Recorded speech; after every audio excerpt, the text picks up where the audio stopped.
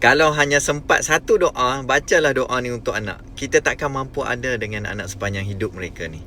Tapi kita mampu tinggalkan satu doa yang akan jadi pelindung, yang akan jadi penyelamat bila kita ni dah tak ada nanti. Okey? Boleh? Save post ni dan jangan lupa like supaya ramai yang dapat tahu tentang doa ni. Doa paling padu saya bagi hari ni. Okey? Mudah amalkan. Ya Allah, pimpinlah hati anakku agar tetap memilih jalan-Mu walau sejuta godaan cuba menyesatkannya. Kalau kita ada anak, kita risau anak tu sesat, kita amalkan doa ni.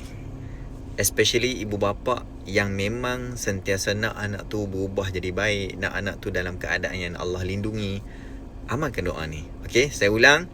Ya Allah, pimpinlah hati anakku agar tetap memilih jalan-Mu walau sejuta godaan cuba menyesatkannya. Okey? So, kalau nak banyak lagi doa yang macam ni, ada 100 doa yang saya susun. Tuan-puan boleh tengok link di bio saya. Harga asal RM69, sekarang ni RM9 je tuan-puan. Cepat dapatkan dekat link di bio. Okey? Alright? Yang combo pun ada, boleh check tengok.